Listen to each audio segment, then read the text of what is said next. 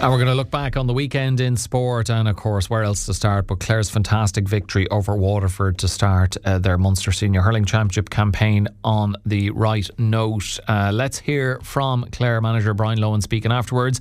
Obviously conceding 4 goals. There maybe look at tweaking a few things defensively, but other than that, he's pretty pleased with how his side won out in the end. From an offensive perspective, we scored 2 goals in 33, which is a great return from us, so we're delighted with how the team played, delighted with the sharpness of the team, the work rate, and just the general honesty of the team, and wanting to work and wanting to get things done. So we're happy. And with us to look back on that, the weekends of the sport, is of course our sports editor Derrick Lynch. Good morning to you, Derrick. Morning, Alan. Look, I suppose today is as nice as it was yesterday. Perfect weather for the start of the championship. Clare have started with a great win. We'll get to maybe some of what Brian was touching on there in just a moment, but obviously we spoke last week about the schedule they have and how it was important to win this game with Limerick, the visitors next, then the break before the 2 away games, and they have done that. Yeah, they certainly have. And I look at it, in a lot of ways it's a strange game to analyse. I'm just looking at the programme notes here in front of me. 2:33 should win you a lot of games comfortably. 4:21 should see you beaten in a lot of games comfortably. So it's a very, very strange one in that respect. And of course it took Shane Meehan's late goal to eventually settle it. So it had been a concern, I think, coming into the game, that Clare had been a small bit open at times in the league. Conceding goals against 1B teams would maybe give you cause for concern. Conceding 4 against Waterford is certainly going to do that, and it could have been even more, only for some brilliant saves from Ever Quilligan, while at the other end Billy Nolan produced an outstanding performance. A couple of his saves were incredible. The ones from Shane O'Donnell and Mark Rogers in particular stand out as 2 fantastic saves. So it could have been a complete scoring fest altogether. Clare actually, reading the Examiner this morning, our own Christy O'Connor has a stat that Clare has set a scoring record in this game in scoring 33 points. It's the first time there's been 33 white flags in a Munster game in that round robin series. Is that the moral of the story, Derrick, that if you're going to concede a lot of goals, then you better score a shed load of points? Yeah, and maybe a couple of goals yourself. And a couple of goals yourself, yeah. But as it works out, the 2 goals that Clare scored were the ultimate 6-point difference in the end, so it was very, very crucial to get those.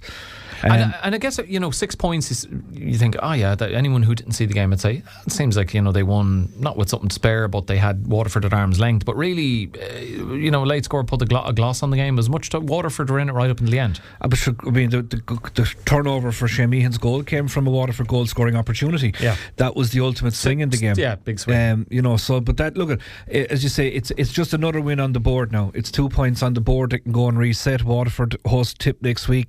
Limerick go to Cork, and then the week after Limerick come to Ennis. So it's a huge 14-day period ahead now for the Munster Hurling Championship. But from a Clare point of view, I suppose, look at the free count is something that they will look at. Stephen Bennett got 312. 212 of that coming, or 2 goals coming from play, 112 coming from place balls. The penalty debatable enough. The 2 goals that he scored were sloppy. I think the defence will admit that, but just a couple of the decisions were kind of head scratching enough on both sides, I have to say.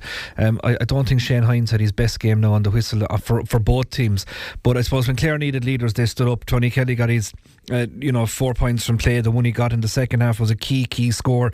I thought Darragh Lohan contributed really well in the closing stages, got 2 key points in the second half.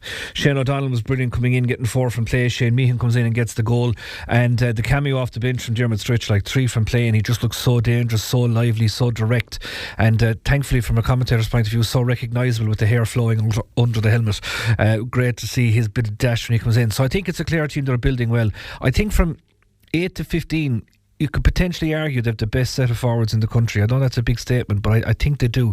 It's just defensively they need to tidy up. A couple of little switches here and there the next day could see that done though. Okay, look, we have plenty more to talk about with Clare on future editions of Morning Focus, but great start for them. And whilst Waterford came out the wrong side in that one, they did have the bragging rights in the Munster Camogie Championship. Roisin and Kerwin, late score, dagger in the hearts of Clare, losing out by the minimum 3-15 to 25 points. Yeah, I'm not a fan of penalty shootouts in the GA, but I have to say I was begging for one in this game because I thought when Aisling Cooney crashed the ball to the net in extra time to bring it back to a level game again, I thought the referee had an outlet there to let the game go, but I suppose there was one last play in it, and ultimately I thought Roisin showed great composure to send over a really tidy score, and it was the last act of the game. But when Clare look back on it, they met Waterford in Croke Park in the Camogie quarter-final last year, lost by 10 points, 220 to 210 from memory I think was the scoreline, and this year brought him right down the stretch. Very unlucky not to win the game in normal time. There was a very, very obvious pull of a jersey that didn't go Clare's way. Would have been the last puck of the game. So I think they'll take massive heart and massive credit from that. But also defensively, like, it was incredible. Beth Carton, who's an outstanding Camogie player, you know, regularly on the All-Star list, she only got her first score of the game in extra time. You know, I thought Clare were brilliantly defensively set up. Sinead O'Keefe, Claire Heher, Abby Walsh, they were really, really good. Mern Scandon, I thought, had a great game. So Clare will take a lot of heart from this. Like, they were turning around, remember, 6 days after winning a National League title.